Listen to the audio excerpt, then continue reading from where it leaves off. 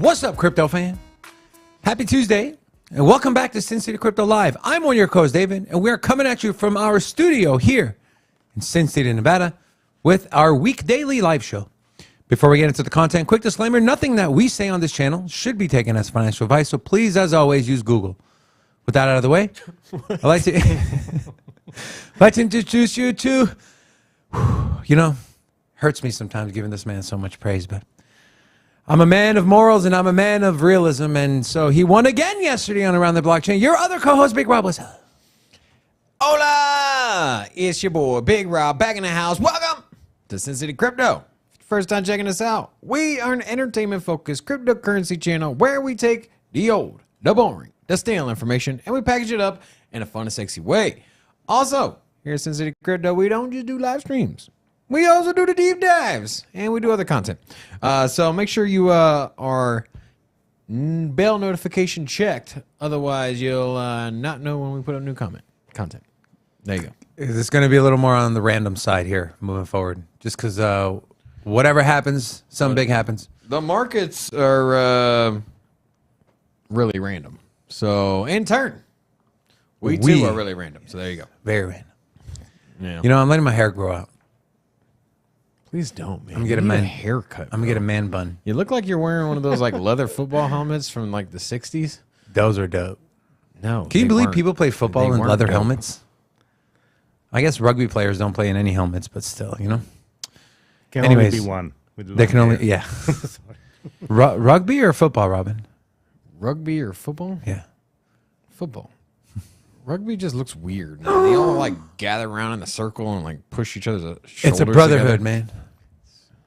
I don't get it. I don't understand it. Anyways, let's do roll call. All right. Roll call. Big Chili Willie first in the chat. We got D-Fib. My boy D-Fib. What's up, bro?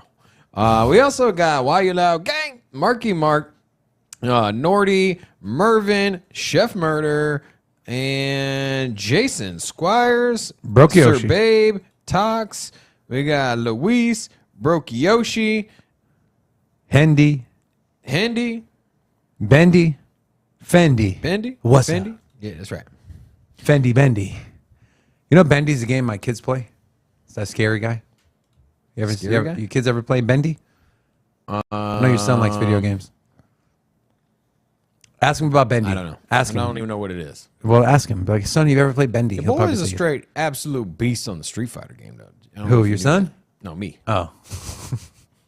Not only am I a Call of Duty mastermind genius, but I'm also straight heavy. I would hitter in Street destroy Fighter. you in Street Fighter, bro. You tripping? Yeah? You know what we could use here in the studio is one of those like original Street Fighter machines. Oh. With the joypad. Yeah, they sell them at Walmart for like $500. Those aren't the real ones. Those are like I know, but miniaturized. still. They're like this big. Well, and they you want probably to spend break. $5,000 on a video? Yes, I do. Go ahead. And then when we have people, when we have guests over, we can do our thing. All right, so we got somebody new in the chat. We got Chris Steinhoff. Wow. What? Hola! Welcome to Sin City Crypto. Breaking news. Do we have it yet or no? Robin pronounced someone's name correctly 100%. Round of applause. No, my portfolio is not growing, but My vernacular. all right, Welcome, Chris. So, anyways, yeah, I had a lot of fun on Around the Blockchain. If you guys didn't watch that episode, a lot of comedy going on there. We were on there with Crypto Blood, and this dude was acting a fool. He is so funny, and we were just laughing behind the scenes.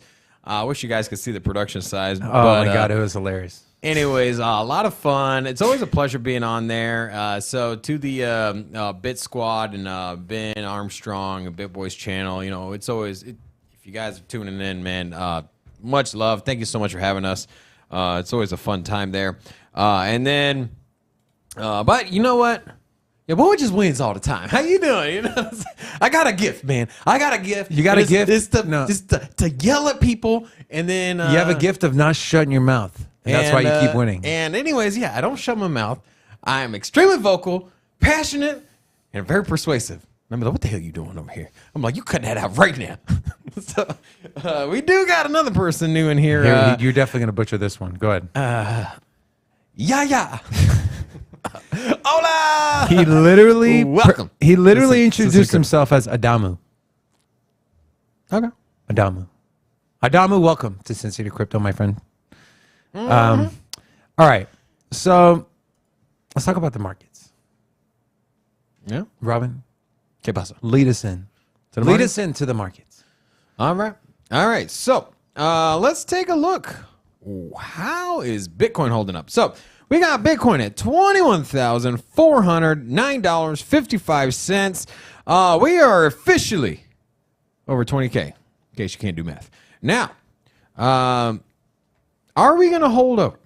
So, me and David were talking about the price movement of Bitcoin yesterday.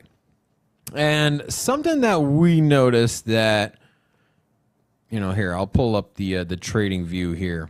And so what we noticed was that going into, so we obviously know. You're doing trading view charts now? Are you trying to take my segment over or what? No, I'm just saying, because we were looking at this in trading view. I see a lot of red, Robin. That means it's bad, right? Okay, so this was May. This was the May. So last month. So we all know what happened last month.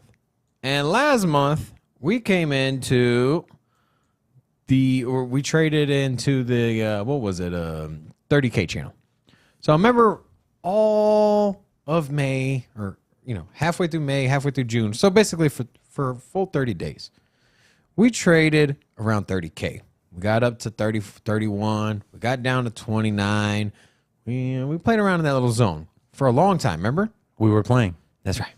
But one thing that one commonality here that we found was that going into it, I'm not good at zooming these charts out though, like you are, David. All right, here we go. So here, this is the drop here. So when we came in, we wicked down. So we were originally at 38. We were around the $40,000 range. And then when we dropped down on May 20th or May 22nd, we dropped all the way down to 26.6. You remember that? 25.5. 25.5. Either way, right around 26,000. Even though we traded for 30 days at 30K. We dropped down initially on this big wick downwards.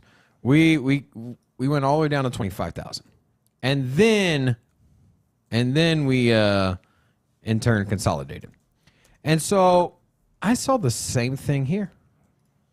So the same thing, dude, I'm not good at these. Good Lord. All right, there we go. You know what? This is the 1 day candles. How do I change it to the Robin, that's why you just leave the TA to me, my friend. Yeah, no. I'm trying to learn, man. I feel you, bro. No. So here we came in, obviously, when we lost the 30K and we went down into what I'm thinking is going to be the next 20K channel. We wicked all the way down to 17,000. Yeah. And so almost the same move. We went from 40K and then we dumped down to 30 and we traded in the 30K channel. But when we got to those levels, we dumped. We had a flash crash, or the liquidation points went all the way down to 26,000. And then we rebounded to 30 and we traded at 30 for 30 days. And then the same thing happened. We lost a 30K support. We went down. Lo and behold, we went down to the 20s, and we candled all the way down to, was it 16,000? 17,800. 17,000. 17,600. And so now, guess what? We rebounded to 20.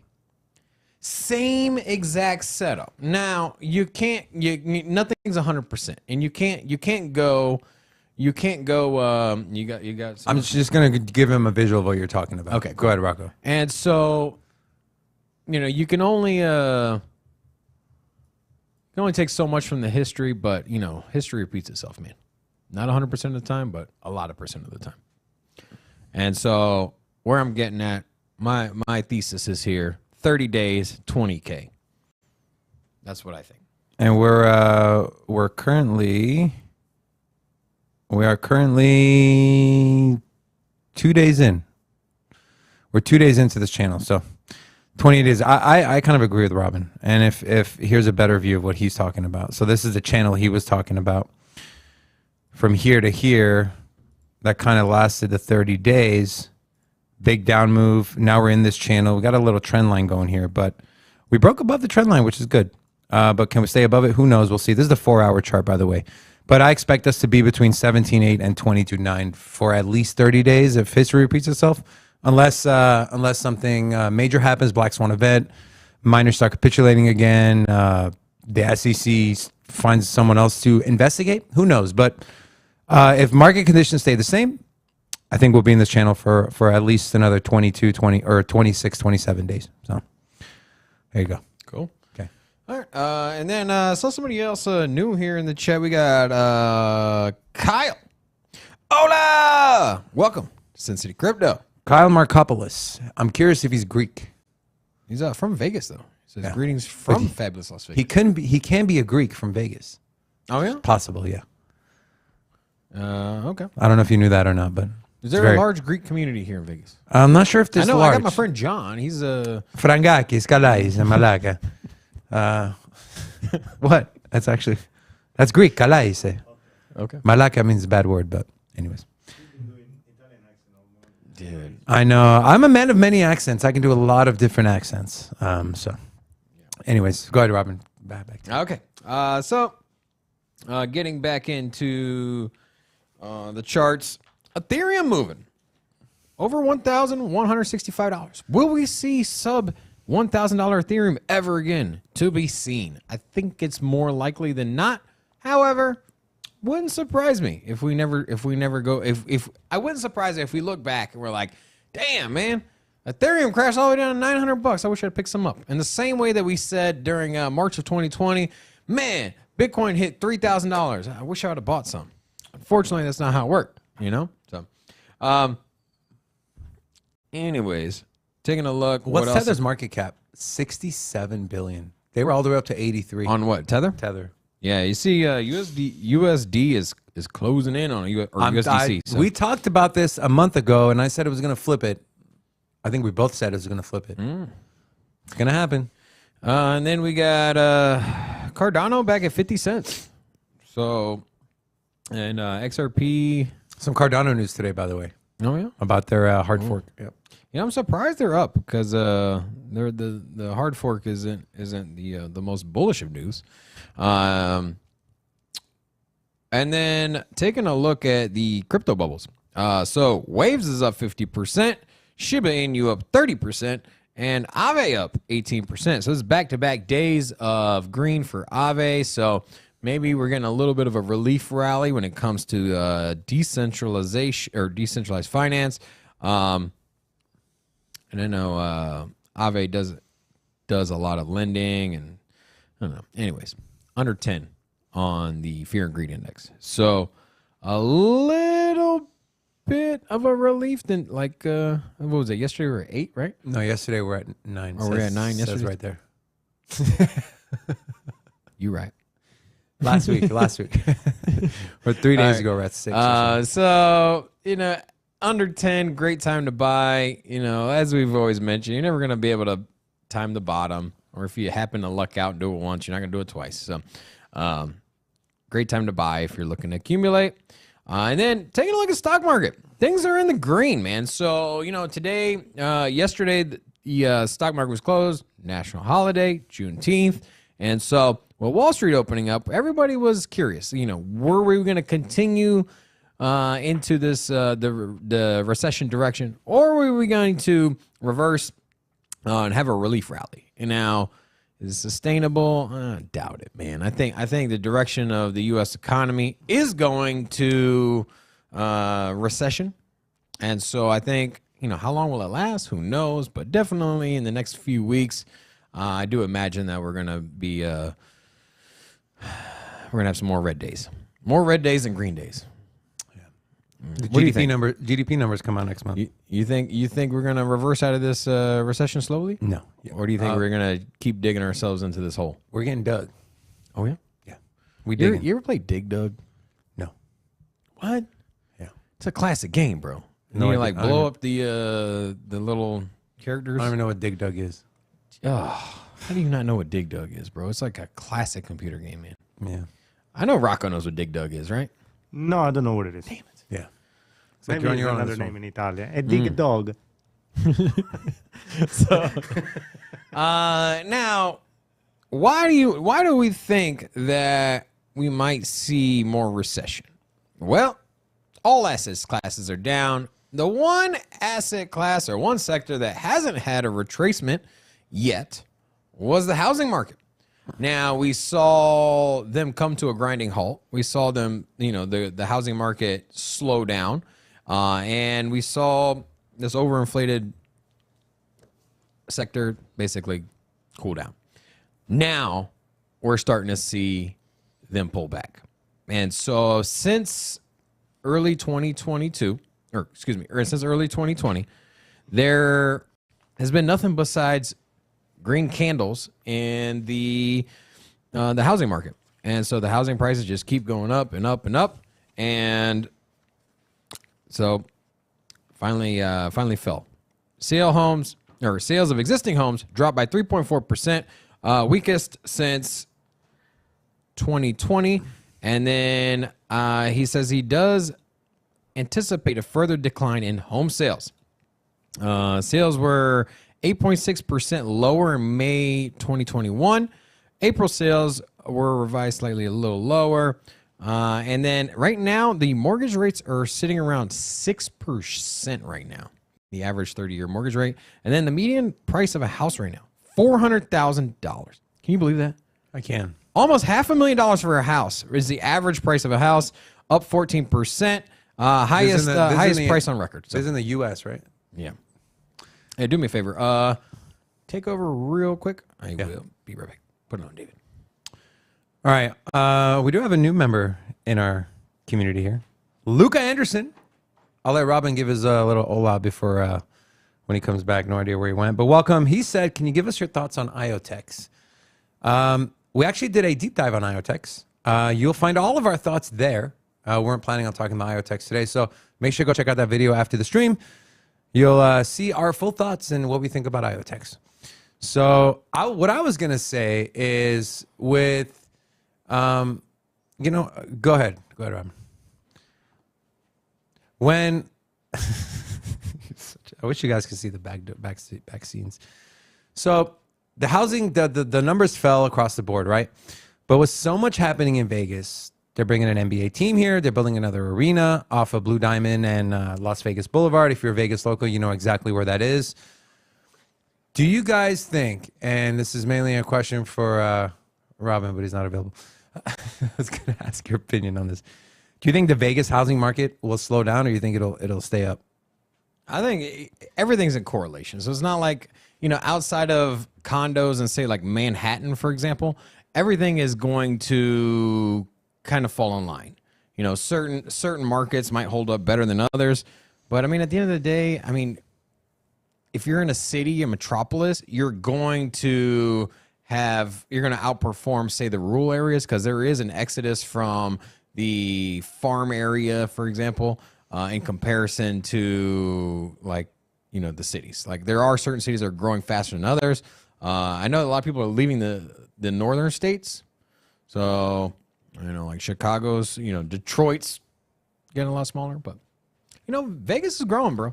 They're talking about giving us a baseball team as well. So Baseball, we're going to have all professional teams. Football, baseball, basketball, hockey. Well, baseball, I hate baseball, but do you like baseball? I hate baseball. I like playoff baseball. Same. But yeah. So All right. Anyways. All right. All right. Let's move on to our hot take segment of our show. yeah, The hot roll take. it. It's hot. All right, so we're going to pull up my laptop, Mr. Botticelli. Grazie. Prego, So, I love the Italian culture. I love it so much. I think I'm going to get my Italian citizenship. I actually have a European Union passport. Did you know that? No, I didn't know that. I was born in Sweden, Oh, okay. so I have an EU passport. So I can go to Italy without having to worry about getting a visa, you blah, don't- blah, blah. you don't need anything. Frocadillo. No idea what I just said. But anyway, so didn't say anything, but- I'm going to go over this article real quick before we talk about the hot take. Russia develops blockchain system to replace SWIFT. If you're not familiar with SWIFT, it's essentially how countries communicate with each other, send money to each other, wire transfer, bank transfer, blah, blah, blah. And if you know anything about what's going on with Russia and the sanctions, they essentially have been excommunicated from SWIFT. And so sounds like they've come up with a solution. And here's the solution. Russia's Rostec Group have announced they have developed a blockchain platform to launch a digital system for international payments capable of replacing the global SWIFT system. According to the Rostec Group, the new system will also enable foreign countries to pay for their imports from Russia in their national currencies as well. And it looks like the name of the blockchain platform is CELS, C-E-L-L-S. That is the dumbest name. I could have come up with a better name. But the platform includes among its central elements a digital system for making payments in the national currencies of the countries associated with it. So, Robin, ¿Qué pasa? hot take is this. Is this going to work? I mean, it makes sense. It makes sense. So here's the thing. We're always super bullish when it comes to the potential for blockchain and the potential, especially for international payment remittance. And so why not? Why not? If you get unplugged from SWIFT, why would you build an archaic system from the ground up that isn't very efficient, right? Don't you agree? It's kind of out of date. Yeah, but And the who's gonna hop on a Russian-led blockchain? Well, I mean, payment here's the thing. structure platform. Exactly. So nobody's going to hop on that anyway. So you might as well, if you're going to build it from scratch, use an emerging technology that makes it faster, more seamless, just easier to use, right? And anybody can access it. And if you have, here's the thing: if you have your doubts when it comes to Russia, as far as being honest, if you have your doubts in that, then here's a transparency, right? Because you feel like China and Russia, they always like fudge the numbers, right? Yeah, and you don't think that? hey, here you go, Yeah, you don't man. think there's something in the code they can write to? I mean, I'm sure they could. I mean, But at You least it'll be open. It'll be. we also open got somebody source. new in the chat. We got Moby Sage. Hola! Welcome to Sin City Crypto. Also, he says Aces or Raiders. Definitely got to go Raiders. Dude, In case you Aces are haven't- dope. In case you haven't seen from the shirt. The Aces are dope. Yeah. Las Vegas Aces, they're dope. Actually, I met one of their players, Chelsea Gray. She's super nice, super cool. Yeah. Chelsea, I haven't met our anybody. homie. Chelsea, if you're watching, what's up? And then, so I think it's great, man. I think it's bullish for crypto. I still don't think Russia's going to get behind cryptocurrency. I don't think they're going to like I'm just like, yo, you guys can't make up your minds. You want to block payments, you don't. You want to adopt it, you don't. You want to mine Bitcoin, you don't. What it is for their infrastructure, for their monetary system, it makes sense because now you can more readily transact with another country. The problem with the SWIFT payment network is that you had to hold dollars because dollars is the standard for trade. So you want to sell oil, then China. You want to sell oil to China, for example. Even though Russia and China, neither one of them use dollars as their national currency, they need to buy dollars because the price of oil is listed in dollars. So if they want to buy $1 million worth of oil, they have to have $1 million. And if Russia has been axed from using dollars, then then you got to say, well, we'll sell it to you in rubles. And then China's like, well, I ain't got no rubles. I don't really want to buy rubles. And so anyways, why not just use a system that automatically converts it? Cryptocurrency, automatically. I pay in rubles. You can list the price in dollars. You can have it listed in dollars. I pay in rubles. And then on the back end, China will accept it in their digital yuan, for example. Right. Boom. Like I said, So it's seamless for everybody. if this was like Britain or France or the US or Australia or anyone other than Russia, China, Iran, all the countries that have essentially been excommunicated from the West, I think it would catch a lot of traction, but Russia behind it, ain't nobody getting behind this. Like I said, I agree with you. It makes sense. It's how it should be, in my opinion. Everything is going to be open source or open ledger, so anyone can see anything. You can see how your country is spending money, where they're sending money to, where they're not sending money to. It would be easier for sanctions. But again, no one trusts Russia. Their own people don't even trust Russia, let alone the rest of the world. My wife is Russian. She's all like, I don't trust him. Exactly. My point exactly. Their own people don't even trust their government. So the idea is great. Okay, well, here, I propose this question to you. You think if this starts to become a success that United States and the Western countries will try to attack it and maybe do their own thing? Not really do their own thing, but you think they'll try to like shut it down? How prohibit it? How sanction it somehow? How? I mean, I don't know. I'm just saying. I'm sure there's a thought process behind it. I would lean more towards them just saying, "Oh, it works. Let's do our own," and you'll get way more adoption on yours than you would on a Russia one. Right. I mean, Russia's essentially they're the black sheep of the world. No one wants to do business with them except China and some of the other countries. But as far as the big powerhouses, Japan, America, Britain, France, I mean, no one's doing business with Russia, and they're not using their blockchain either. But in theory, it makes sense. And SWIFT is an old system. It's so outdated and old and ancient. It takes forever. I mean, with something like this, it would make everything so much more seamless. And like Robin said, just like you do with payments on the Lightning Network here, you pay, you have Bitcoin in your wallet, it automatically swaps it to fiat or whatever currency the merchant wants. Same thing, but on a global scale. So. Before we move on, though, I do want to give a shout out. We got our homies here in studio. So our friend Dion and his son Wes. Wes, y'all. What's up? I was reading the article and I was watching the little man's face. He was like, whoa. How do you do that? That's a lot of money in here. Yeah, I'm excited. We've been friends with Dion for a long time. He's one of our favorite peeps, and he's not good at Call of Duty like me. So me and him bonding that way. You know what I'm saying? You're absolutely right. Thank you. I do play Call of Duty with Dion. He's not good, is he? He's all right. He's better than you are at. You've never even played with me, so how would you know? No, I was gonna say he's better than you are comparative to crypto. Wow, in my knowledge. Great comparison, Robin. Yes, that's great. All right, let's move on. Moving on to our next segment of our show, the talking points.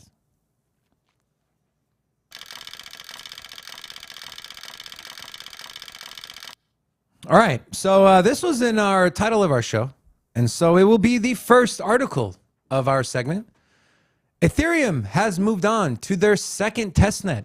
Ethereum testnet beacon chain launched and ready for trial merge. The Cephalosha testnet, or the Cephalosha, Cephalosha was a basketball player for the OKC Thunder. Dion knows what I'm talking about. Robin's not. He's not a sports guy. You could tell. He's more of a sit at home in the basement, eat Doritos with yogurt, and play Call of Duty. Here, bro. I've been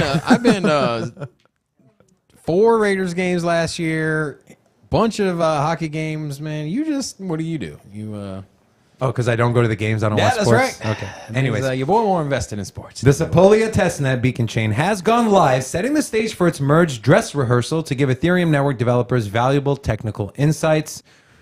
I'm not going to show that video. The exact date of the Sepolia merge has not been determined, and the official merge date on the Ethereum mainnet is slated for August 2022, but that date could be delayed further due to a separate delay in the difficulty bomb.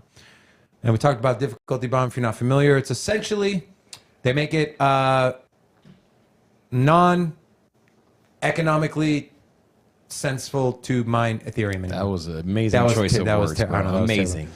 It essentially makes mining ETH irrelevant. Economy. It makes protagonist. It makes mining ETH irrelevant. Okay, so there's going to be no money to be made if you're mining ETH once the difficulty bomb goes into place, and the idea is to move those miners into the new network, the beacon chain, which will be proof of stake. So, Robin, ¿Qué pasa? we're all in agreement that the merge is getting pushed back, right? August is not in play anymore. I mean, I don't know. It's possible. Oh my God, it's possible. Dude, the stop. Difficulty bomb is not the roadmap. It's not, but it's So a very the difficulty key, bomb it's an important factor of the whole merge. Is the incentive to move from one to the other. And so if you delay it, yeah, now more than likely will it get delayed, yes. But I'm just saying it's not for certain. And you know what? If Bro, it's for anything, certain. with the beacon testnet basically moving and going through its checks of whatever the hell testnets do. You know exactly what test. Hey, look, Robin. look here, man. I'm just saying, September. You know your boy is super bullish on September, Ethereum, bro. You know your boy is super bullish on Ethereum. And you know what? I've been scooping up Ethereum little by little, man. I got this little truck outside of the exchange. I got a shovel, and I'm just dollar cost averaging You dig dug that anyway? Ethereum, bro. Just straight scooping it in there, one shovel at a time. And buying it right now at sub $1,200 is an absolute steal. Okay, let me ask you a question. Let's just say, hypothetically speaking, they are on track for a September ETH 2.0 merge, and it's all successful. Okay, no issues. Where do you see the price? I'm not Leading up to or after? 2 weeks before. It'll probably double. Probably double, At right? least, yeah. Yeah. So $2,000 Ethereum on a conservative side, that's a pretty damn good buy right now.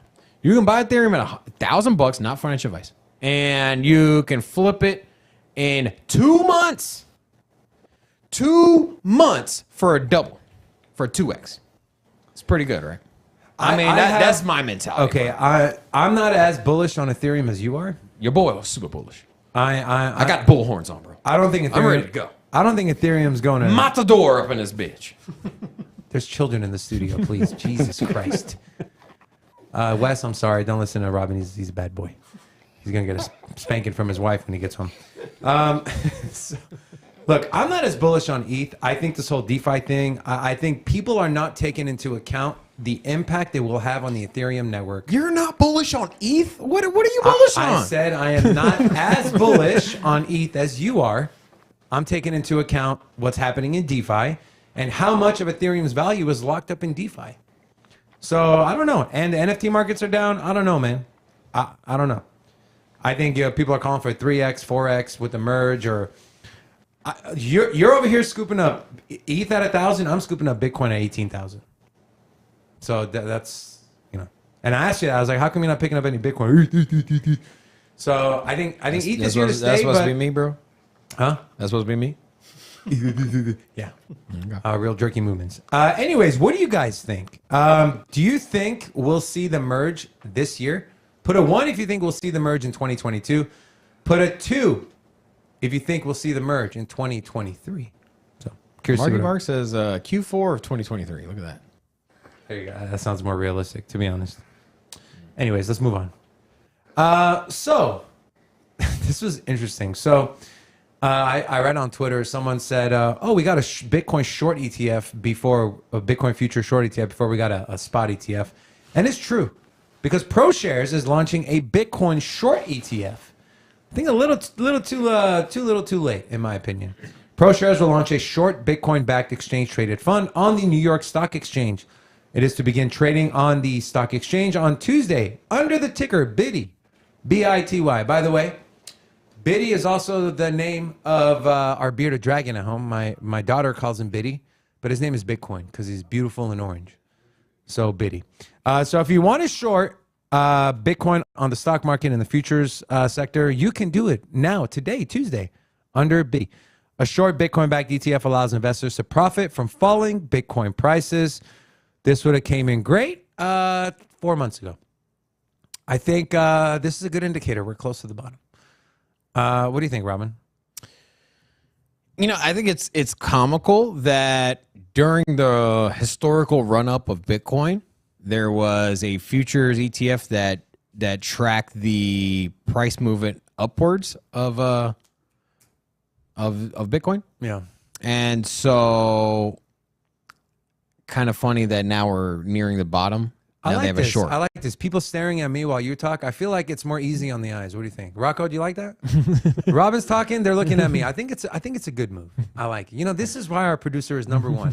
He understands the beat of the people and what they want. They want to see this face, but they want to hear that voice. Go ahead. So yeah, no. Honestly, like if you have a run up, you're nearing the top, and the top literally was the futures ETF, which Yeah. literally that was a top. So is this the bottom?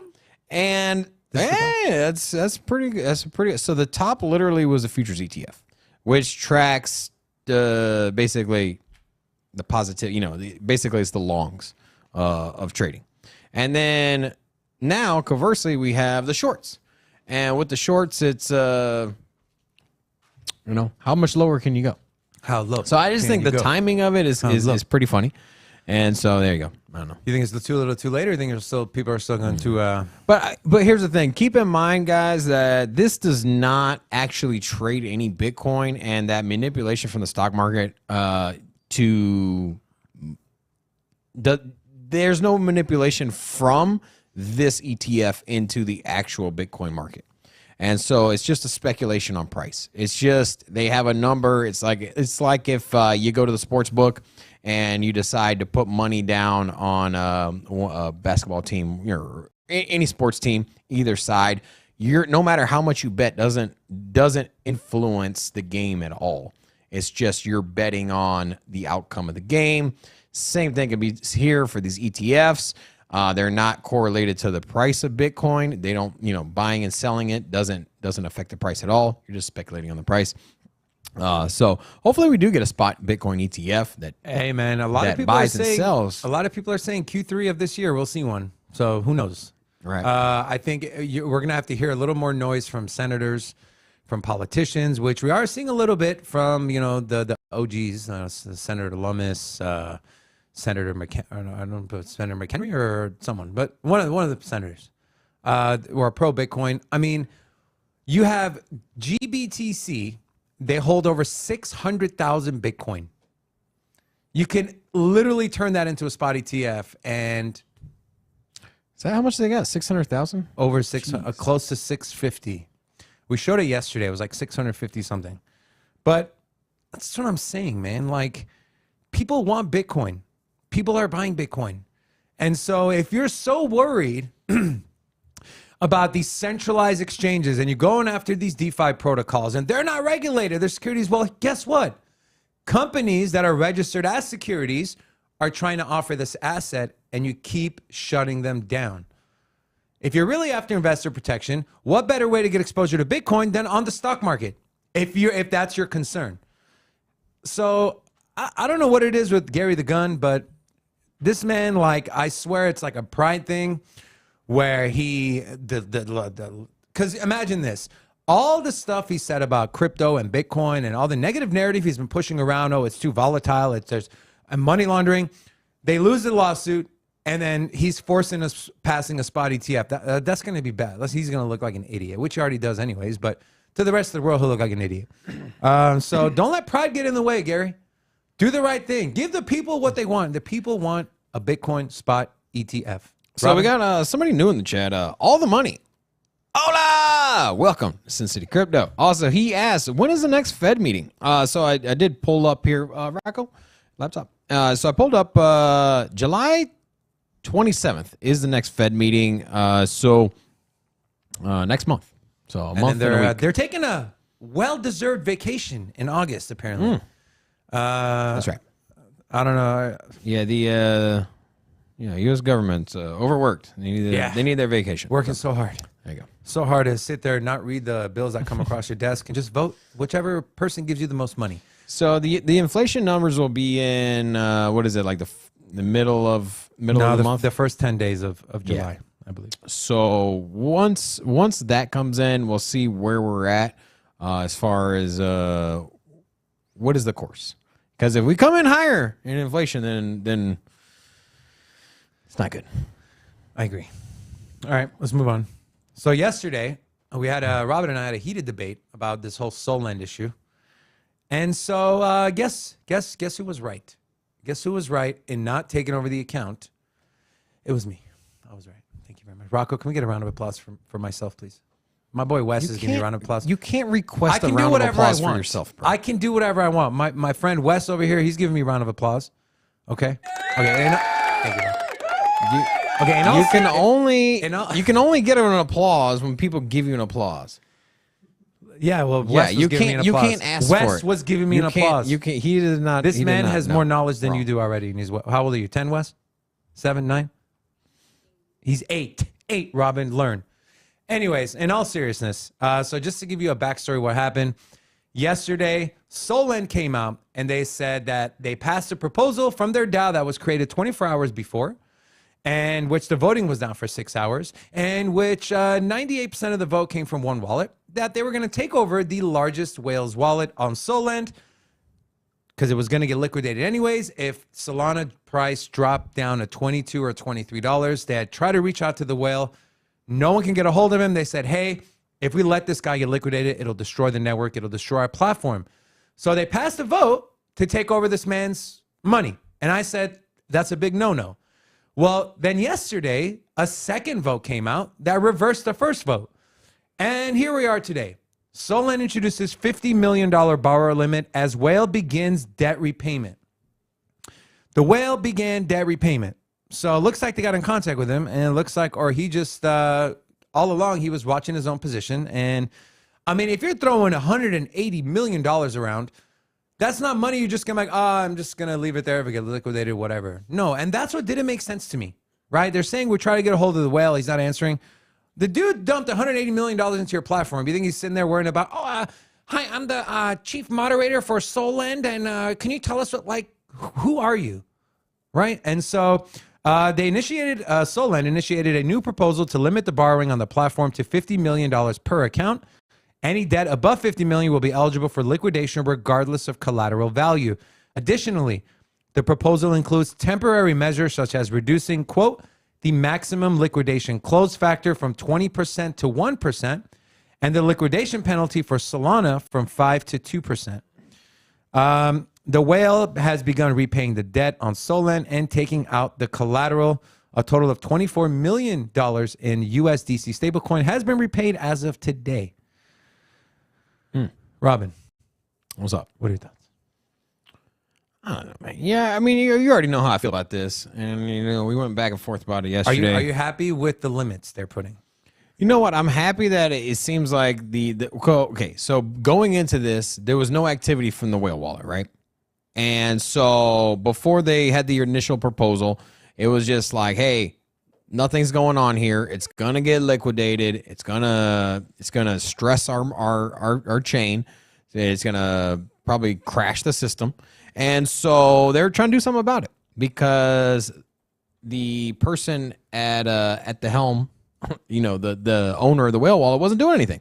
And so now, you know what? He didn't reply to a text or a ping about, hey, sir, can you? Hey, but now he's You're gonna here. crash He's our here. network. He's here, and he's moving. He's he's figuring things out. So good to see that. Congratulations. This whole limit thing, it's like, okay, I'll just go create 3 accounts and put in 150 at the same price levels, I guess. But as far as the collateral percentages dropping and the liquidation penalty, I think that's good. But then again, it's like, this is not on the whale. This is on the platform. This is on Solend. You cannot let yourself get in a position of essentially one account just demolishing your entire platform. That's on you. Okay. So don't try to fix your issue by taking over the reins of someone's account and doing what you please with their money. So that was wrong from the get-go, but good to see they actually do something about it. And like I said, the guy put $180 million. How many people in this world do you know that have $180 million to just put on a platform to earn interest? Not a lot. Your boy does. Got $180 million. Yeah. I do. So then why don't we have a bigger studio? Yeah. Anyways. Crypto lender. Okay, so FTX Sam Bankman-Fried. I think it was Mark, or who was it? Broke Yoshi said Sam Bankman chicken fried. And that was pretty funny yesterday on BitBoy. But yesterday, news came out. They lent some money for 2 years to Voyager.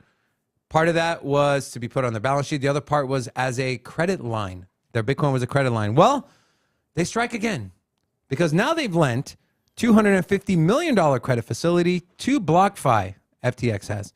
BlockFi and major crypto exchange FTX have agreed on a deal worth $250 million. The agreement provides BlockFi with a credit facility to help the company solidify its balance sheets amid harsh market conditions.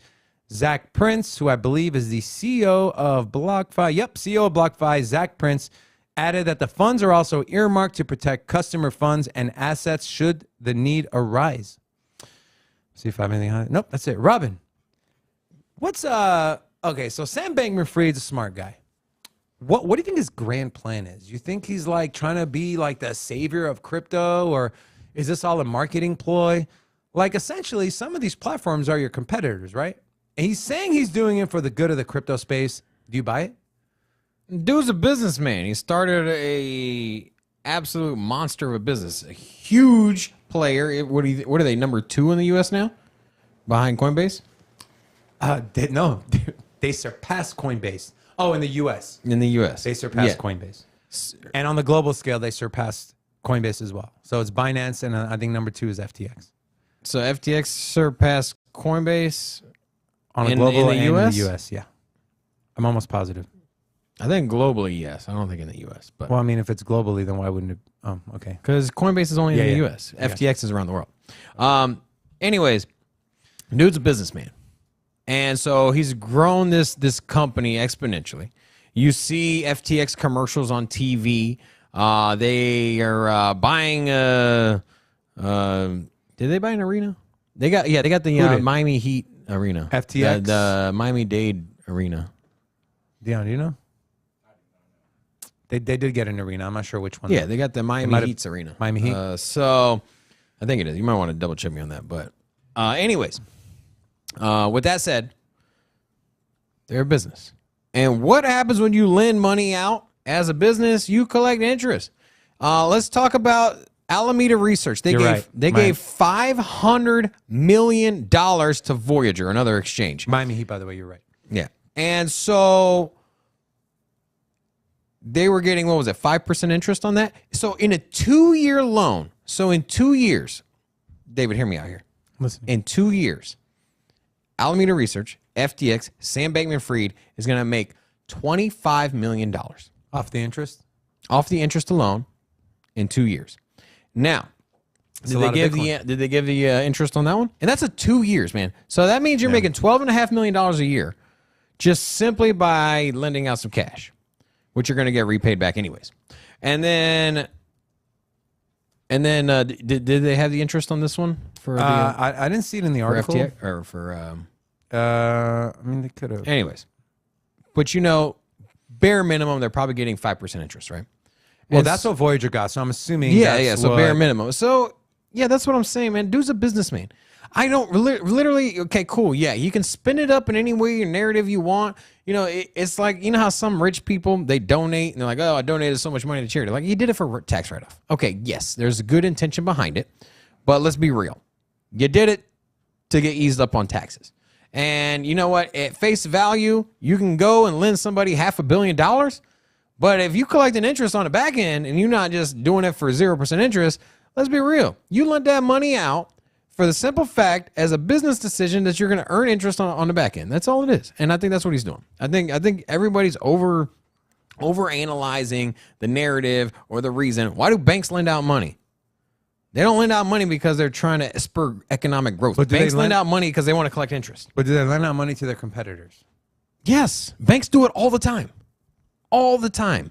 Banks lend out money to other banks all the time. Literally, it's like standard procedure.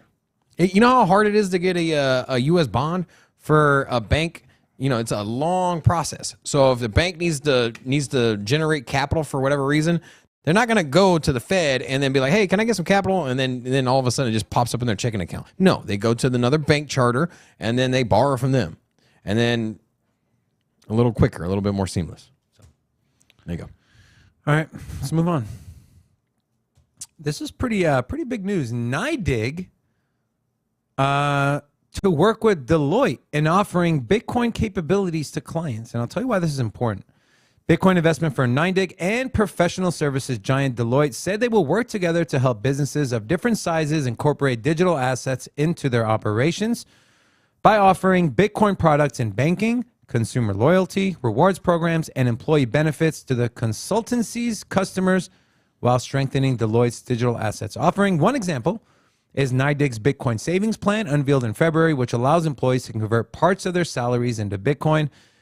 Deloitte's clients include 90% of the Fortune 500 companies, as well as 7,000 private firms. So they are a giant in the world of institutions, business. Robin, I feel like this is pretty big news. What do you think? So this is a new article you dropped on me. I didn't see it in. Yes. So NYDIG. So what are they doing? I'm trying to catch up with you, man. I mean, I know you read it, but like, so NYDIG, they're offering some of their services to Deloitte, and so essentially they're working together. What's Deloitte do? Deloitte, they have client. Where's Deloitte? Right here. They're financial services for institutions, essentially. And 90% of their clients are in the Fortune 500. Okay. And they also have 7,000 private firms. So NYDIG is working with somebody that has a bunch of Fortune 500 clients? Right. So some of their products they're offering is consumer loyalty, products in banking, rewards, employee benefits, employees being able to take some of their salaries in Bitcoin. So NYDIG is giving access to Deloitte of their platform, and then Deloitte in turn is giving their clients access to NYDIG. So they're working together. Cool. You follow? Yeah. What do you think? Bullish, baby. I don't know. What do you want me to say, man? I mean, I don't know anything about NYDIG. I don't know anything about Deloitte, and I know S&P's 500. So I mean, yeah. What do you want? You pull up an article. You pull up an article before we start the show about two companies I know nothing about, and then you come at me. You're like, "What are your thoughts?" I'm like, "Well, what do you want me to say?" I'm just curious. I don't know. Just give you. There we go. How about the roster for how about a team you have no idea about? Like, hey man, I know all the teams. And then I'd be like, "Well, what do you think? What do you think about their moves lately?" You can't stump me on sports. Look, we're gonna see more and more of this, and this kind of goes back to my thing of the spot ETF, right? You have companies that are looking for ways to expose not only their people, but themselves to Bitcoin. And maybe they don't feel comfortable using a crypto exchange. Maybe they don't feel comfortable custodying their own Bitcoin. Maybe they don't feel comfortable doing what we do as degens. So you need companies like NYDIG to go out there and bring in companies like Salesforce, like Deloitte, like some of the other hedge funds. You have Fidelity that came out with the 401k. The space wants it. Traditional finance wants access to crypto, but in their world, give it to them. Give it to them. Pass the spot ETF. Also, a great job, NYDIG. Deloitte's a pretty big company. All right, let's move on. Cardano developers exercise caution and delay the Vassal hard fork. This was originally slated to come out June 29th of this year. Now they got pushback. Blog post from Cardano developers confirmed the hard fork has been delayed. Initially, the upgrade was scheduled to release on June 29th, but the decision to delay came following a meeting between the core team in which outstanding bug issues were noted. Now, none of these bugs were considered severe, but they decided to take more time to test. As a result, the mainnet release date has been moved to the last week in July. This is from Mr. Hoskinson himself. He said, but what happened after the collapse of Terra Luna is that I gave a directive to a lot of the engineers to say we should probably measure 3 times and cut once, given the nature of things. So you saw what happened with Terra Luna, said, listen, take extra precaution. If there's even the slightest hint of a bug or something going wrong, take your time, let's fix it, and then let's roll it out. So, Robin, is this as bad as Ethereum pushing their merge back? What do you think about this? Are you all up in arms because they delayed it? Then why do you get up in arms when Ethereum delays something? Because like Ethereum delay. delays something, this and it's like has the been end in the of works the world. for 4 years. So 4 what? years. If it takes 4 years, so be it. 4 more years, Cardano you has mean? been around since 2016 as well, and so they launched in 2016. They didn't get going. Anyways, here's the thing, man. Take as much time as you need. You're playing around with people's hard-earned money, their savings. You have institutional money. You have the potential for an absolute economic collapse when it comes to your ecosystem going down. And so why not take your time, man? This is cool. And you know what? In every time Ethereum delays it, you're just like, I can't believe it. Blah, blah, blah. That's not true. Yes. It's only this last time where they pushed the difficulty bound where I was like, all right, this is getting ridiculous. At some point, you're going to have to roll some out. No. At some point, you don't. You know what point? When your thing is good and when everything is great. But I mean, with you, it's like every time, man, every time Ethereum delays something, it's the end of the world. You throw your hands up. But now, lo and behold, Cardano come out and delay something. You're like, oh no, that's good. Like that's hella hypocritical, bro. That's all I'm How saying. is that hypocritical? Because why does Cardano? 4 years they've been talking about this merge. 4 years.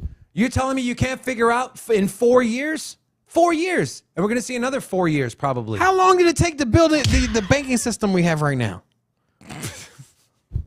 You get what I'm saying? Like these things don't just pop You're up not instantly, building bro. a banking system. You You're moving are from building proof a of banking work system. to proof of This is literally a substitution for the banking system and the structure we have right now. New payment rails, new institutions. This is literally a replacement from New top to payment bottom. rails, new institutions. Yes, 100%, bro.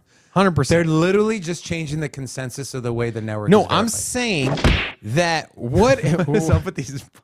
what I'm saying is that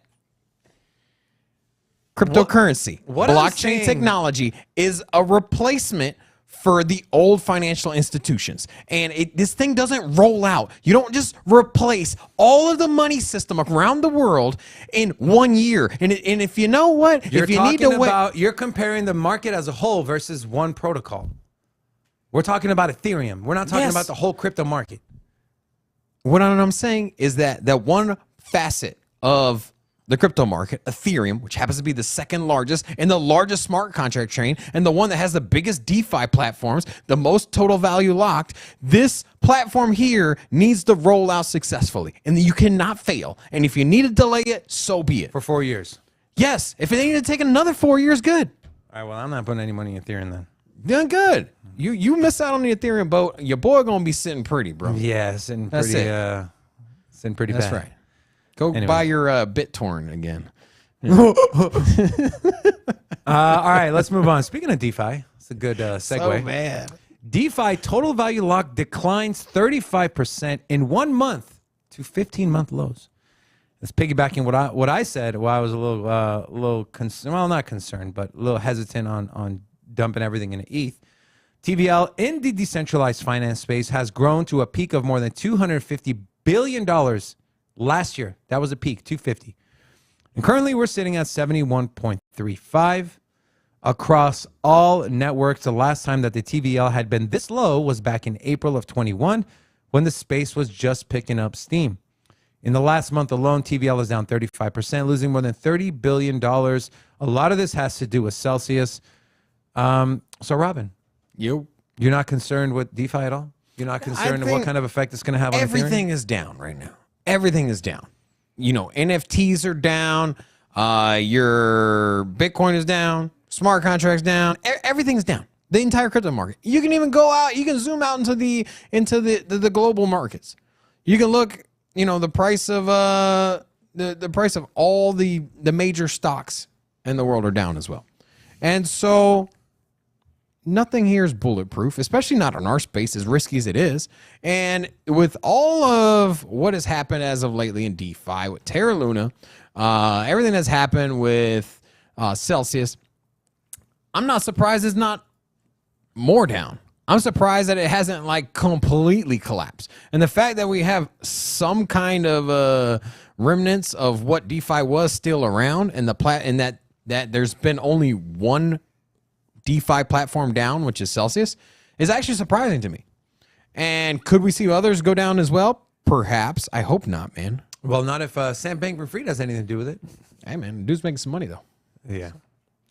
I don't know. I mean, I think DeFi as it stands is dead. I think you're gonna have to, and there was an article I read, and it was someone's opinion, but it was a great one. And his solution to this whole DeFi liquidity issue was, if you're lending your crypto on a platform, right, someone on the other end is borrowing it.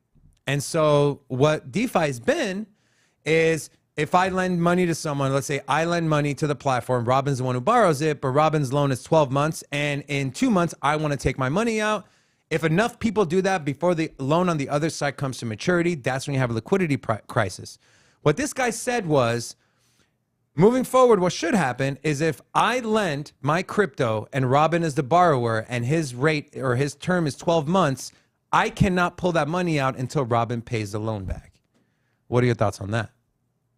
Well, I think, okay, so So you're tied to the borrower of your funds. DeFi is evolving. So right now, you know what? There's been a shakeout, and the companies that had bad practices and that didn't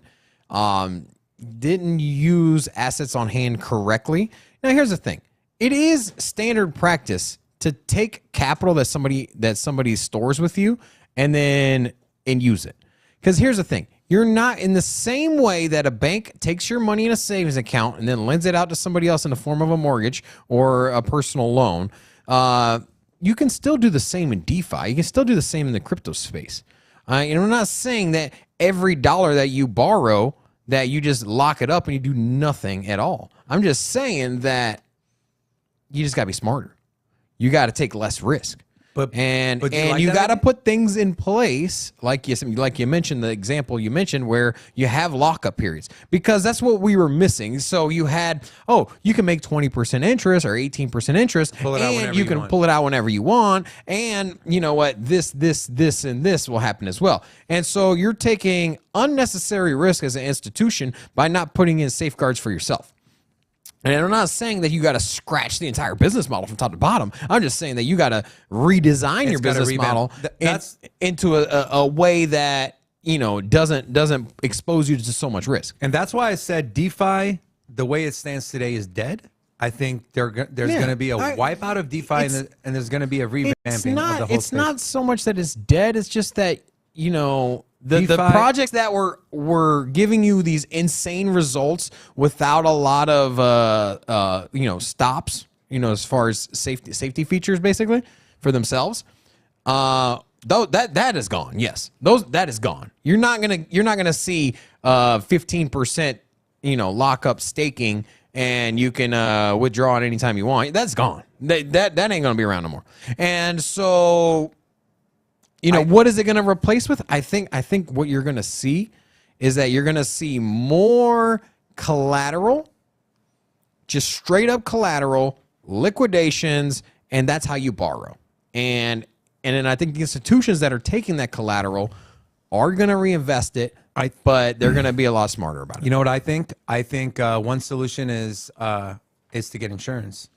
It's for these platforms like Celsius to buy insurance and protect all the funds. And so another thing people are going to be looking at, here's the thing. Celsius was offering 15, 16%, 20%, Anchor 20%, USDD 30%. What's happening to all of them? Luna went down, Celsius is going down, USDD depegged. So don't you think, from a cognitive standpoint, or just subconsciously, when you hear, earn 15%, immediately you're going to be like, that's too good to be true. Right or wrong? I agree, man. So three things need to happen. One, terms of service. If people see that their crypto they're giving to this platform, it would be considered a secured investment or a secured loan, not an unsecured one. That way, if the company does go bankrupt, your funds are safe and you will get repaid. Two, what Chainlink is doing, proof of reserves. They just rolled this out on Chainlink. It's one of the reasons I'm so bullish on Chainlink. Essentially, anyone could go in and request a proof of reserve, essentially document from Chainlink, where it'll automatically go from the blockchain and just essentially aggregate all the data. So Celsius proof of reserves, I want to see what they have. You can see bam, bam, bam, bam, bam, bam, bam. You can be like, okay, sounds like a solid thing. Or if you see the bear market coming around, you can be like, let me check it again. Oh, crap. I see some issues here. I'm going to pull my money out. People are going to do their research. So if you're more transparent moving forward, but especially if it's an institution. But Robin, okay, institutions, yes. But do you understand how difficult it is to trace wallets here? No. But here's the thing. The collapse of DeFi was not so much from the retail investor. The collapse of DeFi was started with Terra Luna. And then that collapsed Celsius, which collapsed Three Arrows. And anyways, these are all institutions and that were overexposed and leveraging debt. And so when you talk about research, you're gonna have research departments for these new companies that pop up, you know, in the next round of investments come around for DeFi and the next bull run or whenever it comes, you're gonna get research firms that look into the chain. So yes, you're not gonna pull up an Etherscan report and look at the trade history of a wallet that's suspected to be Celsius. And try to trace that wallet. But what you're gonna do is you're gonna contact Celsius or the Celsius competitor, the new Celsius, whatever it is, and then you're gonna be like, hey, what wallets do you have? What wallets do you own? How many people research do that, though? No, I'm saying the institutions. The institutions okay. is what's behind this. Institutions, yes. All of the money that is locked up But retail is is getting institutions. screwed, though. It's retail that's The getting screwed. So I retail- don't care about institutions. At face value, It's retail. But the institutions are the money. In the same way that And guess the what? price These movement, institutions are going to get their money back. Retail is not. I don't even know. I think a lot of institutional money is gone as well. Depends on how the loan. Depends on how the funds are set up. But I'm assuming no institution is dumping millions of dollars. If you without file it being for considered bankruptcy, security. you're not paying all of your creditors. I don't care. Like, Well, yeah, it goes down a list of. It's a priority list. it is a priority, but you're not. That's the thing. When you file for bankruptcy and you go under and you liquidate, the whole premise of doing that is that you don't pay your debts back in full. That's it. So who will get screwed the most? It's people with unsecured debt. The retail investor, the me and you that they just locked up $5,000 or something. That's the person that gets screwed the most. They're the ones that get the least amount of returns Or none. But or none. Yeah. But the ones that they're also losing are also the institutions, and they work on very slim profit margins. They're not investing money they can't afford to lose. Their business model is their money. Right. And so they don't have like, oh, hey, we had an extra, $50 million that we were investing and, if I lose it, I lose it. That's not how that, institutions don't work that way. They got fine profit margins. So if they lose $50 million because the deal went under, their whole company's going to go under. And then all of the creditors they owe money to are at risk to having the same thing happen. So That's I why think risk management is so important, not just for institutions, but for everyone. Yeah. And anyways, we're at 38 people in the chat. When we get to 50 people in the chat, we're going to have a Vegas party. We're going to open up the club. You want to open up the club today or what? I mean, if we get to 50, yeah. Yeah, that's right. So You think it's going to happen? So real quick, just to summarize. 1, terms of service. 2, proof of reserves. And 3 would be insurance. So, Rob, you remember Card Starter? Yeah. It was a Cardano launchpad essentially for new projects. They had an insurance policy that if one of these projects ended up being a scam, But they didn't even fulfill. They had an issue pop up. It's Well, a good idea. I'm just saying but the idea. You need people to feel comfortable saying, if crap hits the fan, is my money okay? That's what you're going to need moving forward. I just don't think that a DeFi protocol will ever have adequate insurance on the back end. Because if it completely collapses, they got to pay everybody out. And if But they the lose insurance, money. that's the whole point of the insurance. No, I ain't saying. But the insurance would probably be issued by themselves, right? I mean, Then that's what I'm saying. Like, if you don't have enough money to pay your debts, how are you going to insure your own self? Well, you you would have to insure- go to an outside company to insure it. well, duh. That's what I'm saying. You hire one of these large insurance companies. What I'm saying is that your card starter analogy, they're insuring their own self. Okay, maybe that was a bad analogy. You go out and you get an insurance company to insure your client's assets. That if something were to happen, they would be now responsible. Yeah. And I'm sure you tell people, hey, instead of paying you 12%, we're going to pay you 9%. We're going to take that other 3%, put it in an insurance pool. People would say, yes, please. Yes, especially with what happened. All right. 2 more things. These are going to be pretty quick. So a little bit of Celsius news. I know we have a lot of people here that have money in Celsius. Looks like they're starting to repay some of their debt. They repaid 10 million DAI to Compound. They made a significant payment to Compound today as it transferred $10 million of DAI, which is a stable coin. They also made a number of other repayments over the past week. They paid 53 million worth of DAI to its vault with Oasis Protocol. And its latest $10 million payment likely means that it's closing positions with those services to regain liquidity and reopen withdrawals for its customers. Today's $10 million payment only makes up a small fraction of Celsius's activity, but nonetheless, moving in the right direction.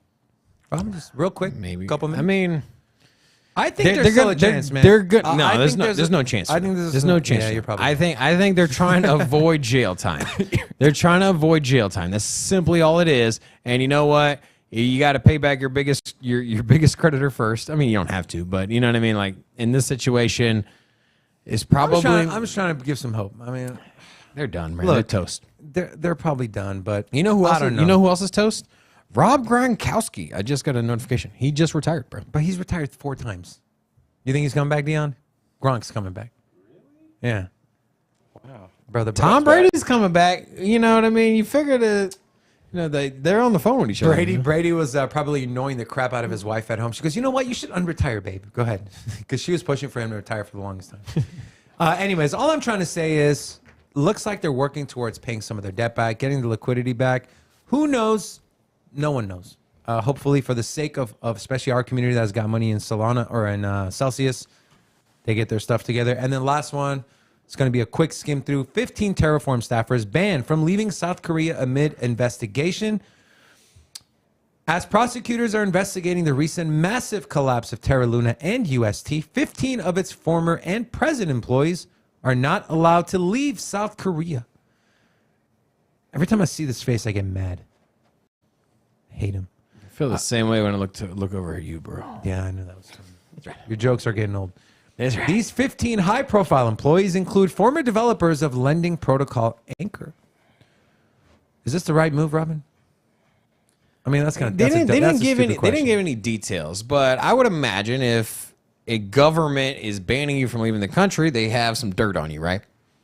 And if you had one of the most epic collapse and you basically lost, was it $60 billion in total between UST and between UST and Terra Luna? Oh, by the way, go ahead. Continue your thing. So- I'm going to pull something up so dumb that I was dumbfounded that it was so dumb. Go ahead. Is it Biden falling off the bicycle? No, that shit was hilarious, though.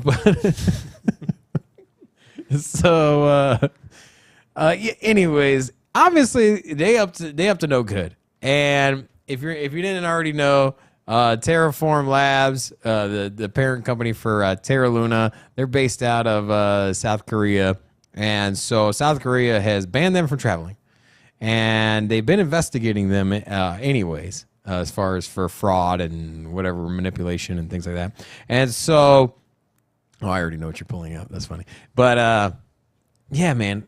Obviously, they got enough dirt to lock them down, right? Yeah. And You have to. You already know how we felt. We spent what was it, like 3 weeks just straight blasting UST. We were actually blasting UST when it was still. I remember I went on around the blockchain, and I was like, hey, I'm like, UST is at 98 cents, or 97 cents. I'm like, this is not okay. Like, this is a problem. And everybody else is like, I'll be all right. They'll get through it. And I'm like, open your eyes.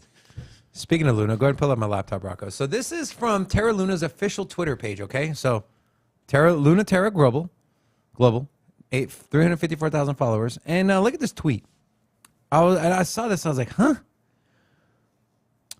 For every like on this tweet, we will send you 850,000 Luna tokens.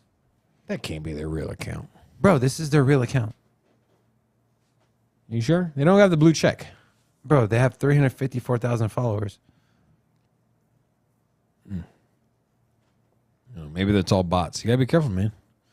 Bots be out. Yeah, unless it's this one, but it's got 5,000 followers and it's only got 4 tweets. I don't think so. And it joined in. Anyways, please stay away from Terra Luna. Stay away from Luna 2.0, Luna 3.0, Luna 10.0. It's not worth it. It's terrible. All right, we're done with our talking points. We are moving on to our NFT segment of our show.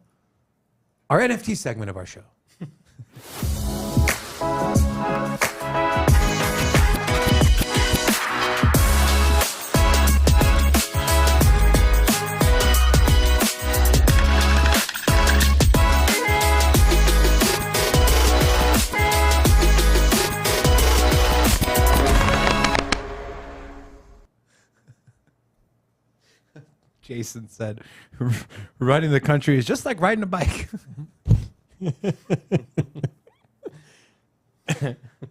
Oh, man. Pull up my laptop, Rocco. All right, guys. So these are major crypto games by category. In the world of card games, you have Alien Worlds, number 1 with 860,000 users. Robin's favorite RPG. What does that stand for? Role-playing game? Yes. That's what Call of Duty is, right? Congratulations. Yes. We got two gamers. Figured in it here. out. Dion's over here laughing at me. Mobox and DeFi Kingdoms coming in at 1 and 2. Then breeding. Not to be confused with Roblox. Yes, Mobox, like boxing. Axie Infinity for breeding 723,000 users. And by the way, like, I think it's 10 or 15x multiple. Axie Infinity's market cap, it just blows everyone else out of the water. Essentially a monopoly. Collectibles, you have Avigochi strategy. Splinterlands, I heard Splinterlands is really cool. I'm not a huge gamer, but maybe I'll start NFT gaming. Gaming in the metaverse, that'd be pretty cool. And then Farmer's World as far as city building. Now, Sandbox heads to the movies with Lionsgate Studios. The Sandbox has partnered with cinematic heavyweight Lionsgate Studios to form the first official movie collaboration in the burgeoning virtual environment, opening up the voxelated realm to a wide portfolio of movie franchises.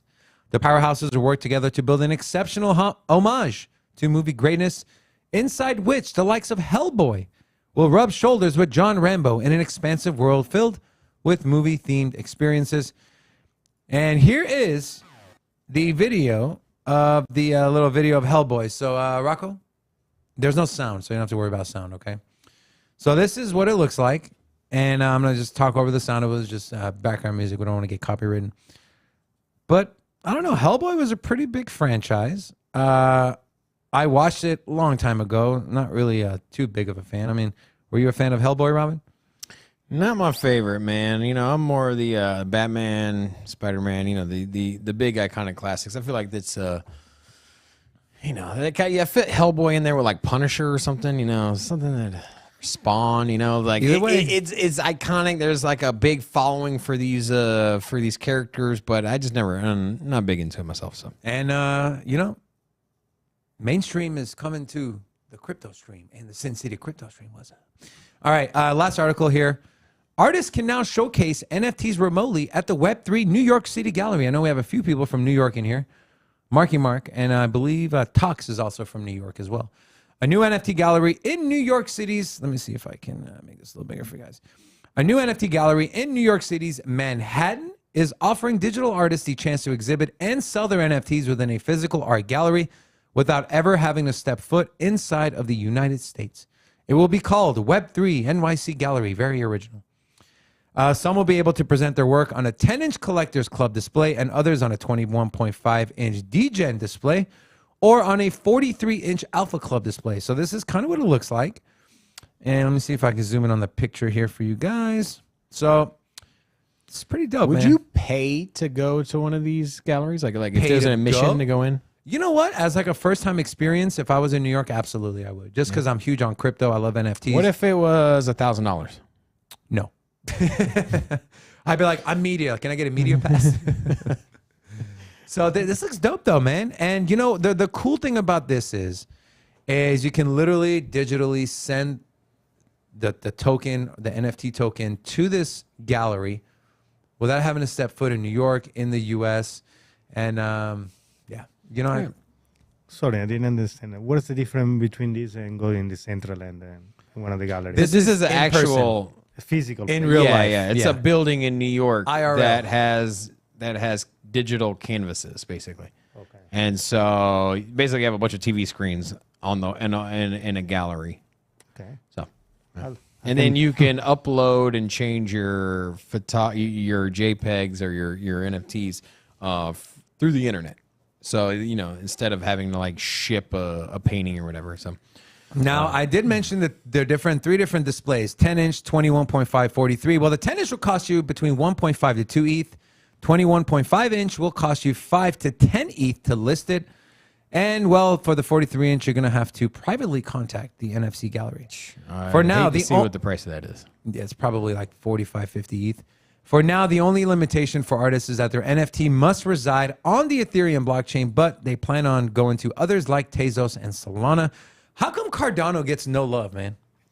The Cardano NFT space gets no love. I don't know. Zero love. It is not big enough. Here, taking a quick look over the prices on the NFTs right now. So Bored Ape obviously leading the club.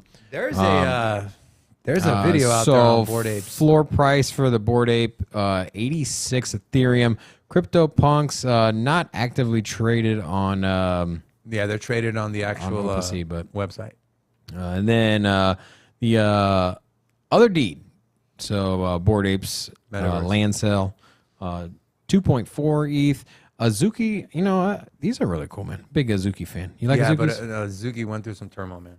Yeah. Their founders were doxxed, and apparently they were behind multiple rug pulls. So that floor price was over 30. And Was it? It could be higher, yeah. It got all the way down to like 7 or 8. And then rounding out the top 10, you got Primates here. This Clonex is is a dope. Solana project. Also, Art of Mob Solana project. Do you like the Mob one? No. I like the Mob one. I was thinking about scooping one of these up at one point. Looks kind of dope, actually. Yeah. Solana? Only 5 Solana? Yeah. So 100 $100 bucks right here for this. Hey, A lot of volume. that's pretty dope. Yeah. You know what? That's actually pretty dope. Might buy one. Anyways. All right. We're all done. good. We're done. We're moving on to our last segment of our show, analyzing the markets with our market analysis.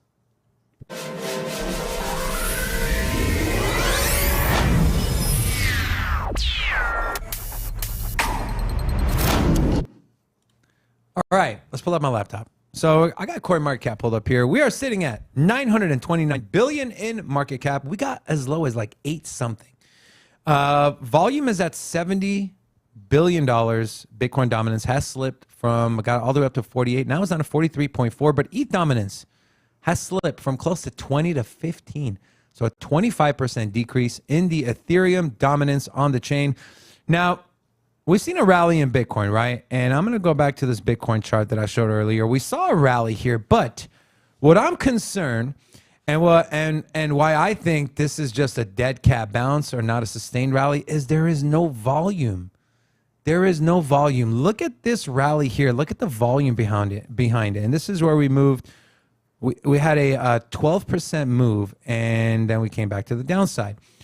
Same thing that's going on right now. I mean, only 70 billion in volume, and Bitcoin's up 6%. When you see more volume on red days, the sellers are going to push this price down. Now, I do think we're going to stay in that range that I showed you guys earlier, this $17,800 to $23,000 range. And this trend line here, pretty important. We did break above it, came down, didn't really touch it. So I expect a retest of this line. And if we can hold it, then it would go from resistance to support.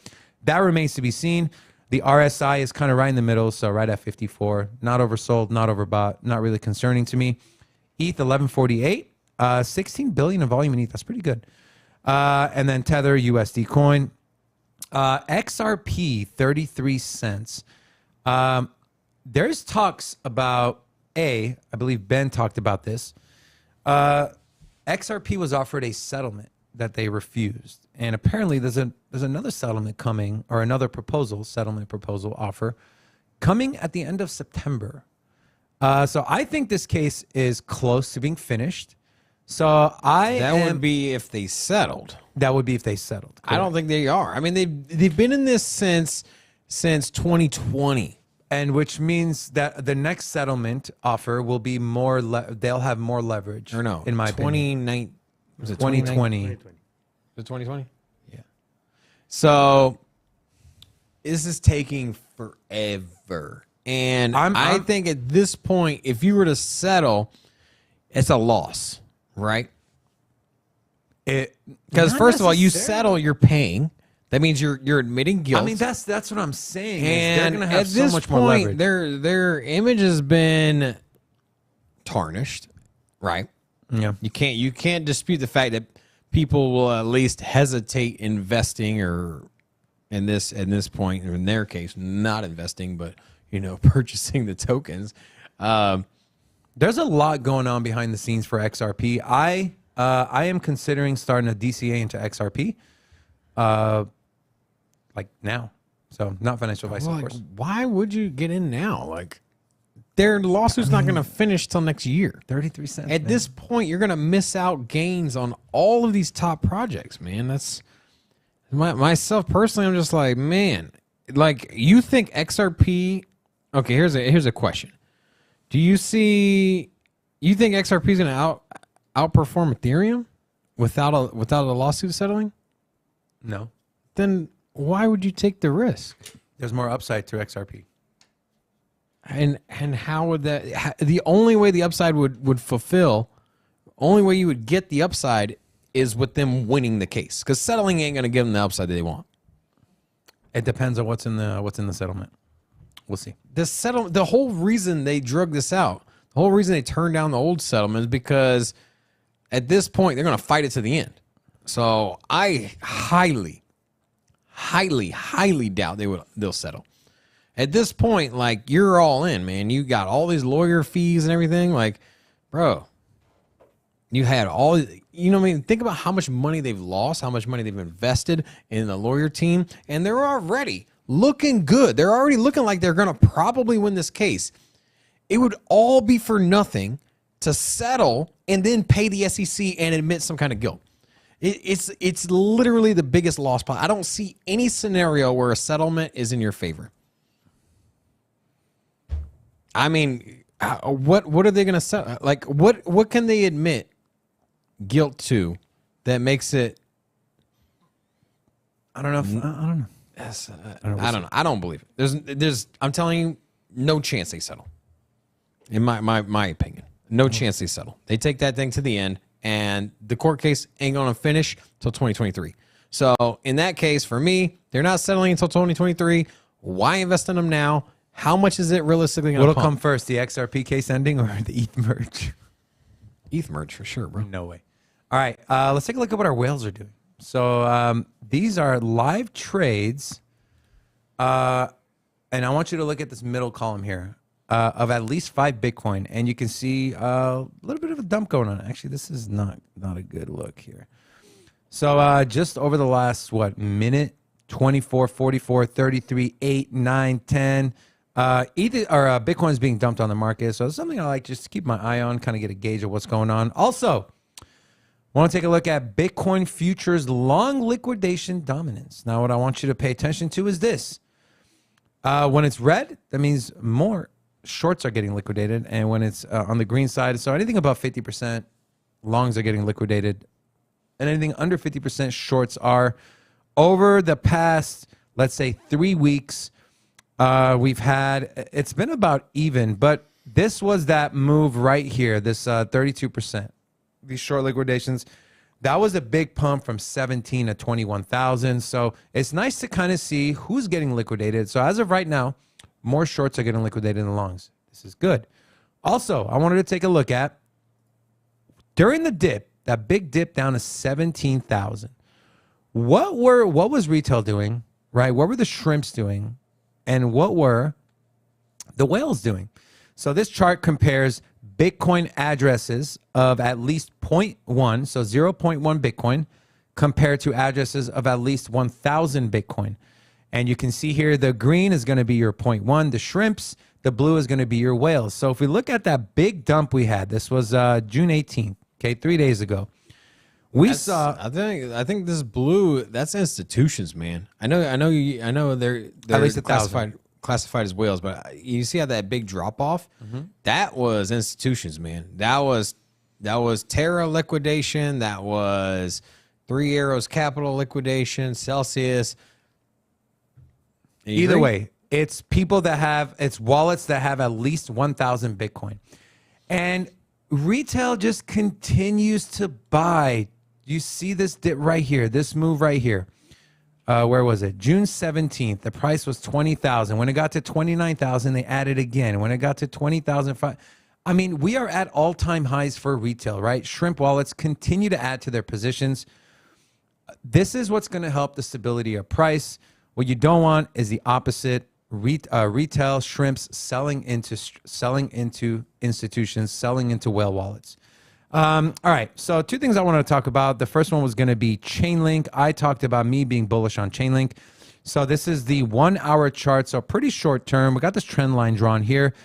This zone right here between $5.39 and $6.75 is where I'm looking to scoop up Chainlink. If you're not familiar with Chainlink, they are the gold standard for oracles. So essentially, a smart contract cannot run without an oracle. It is literally what feeds the smart contract with data that the smart contract needs to execute the parameters of that contract. So, not financial advice, but if we're dipping in this $5.39 to $6.75 Chainlink, I am continuing to scoop up. Algorand seems to be in a descending channel. Now, last time we were in a descending channel, and by the way, this is a 4-hour chart on Algorand. So if I put this here, last time we were in a descending channel, we saw a slight move to the upside and a break to the downside of approximately 50%. Now, this was back in May, between May 8th and May 15th. Macro was a little different then, but if we see something similar, right, if we see a break to the upside and another 45-50% move, we're looking at, what are we looking at? We're looking at about a 23-cent Algorand. So I know we have a couple people that I like Algorand myself, but I would wait for this move to happen before scooping up. I do believe it'll break to the downside again, but remember, nothing when it comes to technical analysis is 100% certainty. And also yesterday, just to kind of look back. So yesterday I showed you guys the Tron chart, and I said a move was coming, and I thought it to be to the upside, but there was concern with the USD peg and how Tron and USD work in congruency with each other, that we would possibly see a move to the downside. Well, guess what? We saw a move to the upside. If we measure the move from this pattern here, we're already up 10% since yesterday we talked about this. So if you made some money on Tron, good job. Keep watching Sin City Crypto. That's all I got. And Robin, you got anything else to add? HP want to know which website you use for the well. Coinlobster.com. Coin lobster.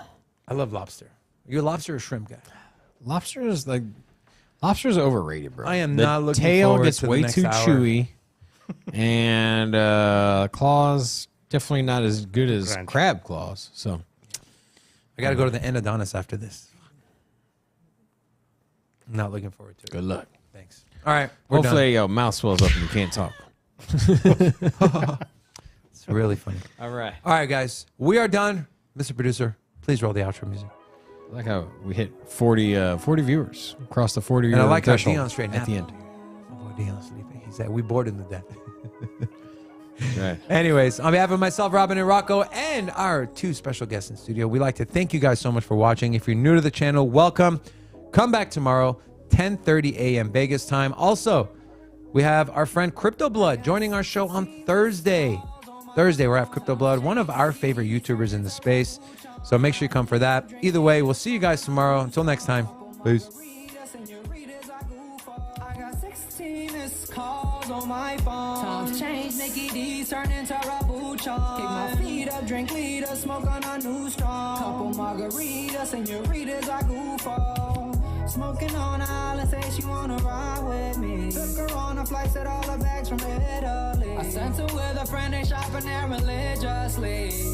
Whoa, whoa, yeah. She say she love me, but that's when she rockin' Prada bag. Bet she ready for the next step, whoa, not so fast. Slow down, slow down, slow down, girl, don't you crash. Whoa, whoa, yeah. Cause we can mess up that pretty face, but we can fuck up that pretty lady. Tryna kiss up, I'm in your place. Man, this shit so crazy. Never thought I'd be doing shit like this again. Put that effort in, girl, then I repay you. Crash that thing out the park, now I feel like Babe Ruth, baby. This shit I can't do, baby. No, I can't move, baby. Nothing I can't prove, baby. I got 16 missed calls on my phone. Times change, Mickey D's turn into Rabuchon. Kick my feet up, drink leader, smoke on a new strong. Couple margaritas, senoritas, I goof off. I got 16 missed calls on my phone. Times change, Mickey D's turn into Rabuchon. Kick my feet up, drink leader, smoke on a new strong. Couple margaritas, senoritas, I goof off. Question marks along your brain, wonder if you should try again. Look at me inside your braces. Can't focus when we face to face. Plenty things I could go say. Name a place I go and pay at. Said she want no boo. Been around the world, plenty things I can show you. Taking flights to GA for our soul food. Gotta pay 1K for GA at my shows too. Keep it 1K with my fans even at my lows. Ooh. That's why I'm back. Show your man the things I've showed you. Tell your man how I used to hold you, but I won't hold you. Your new man is lame and and all I spoke is true. Life won't smoke for you. That sadness comes with coping too. This madness come with shit that's overdue. You strong by yourself, nobody else holding you. But I ain't holding you. You the one I need when I'm off that perk or two. Hit that thing early, got your sleep like curfew. All these lame ass bitches I curve for you. All these packs and pearls I burnt with you. It's up now, baby, it's stuck. They can look, but they cannot. They gon' hate, so I keep that tucked. All this ice on me like pucks. I work hard, don't need no luck. Only thing I need is my Glock. When there's bread, these birds gon' flock. When they dead, I let them rot. I ain't tryna leave you up, I said stop waiting. And I don't got time for these pussy fuckers playing. You gotta read between the lines that I am saying. Ain't got no time for no more bullshit conversations. Cause I got 16 missed calls on my phone. Times change.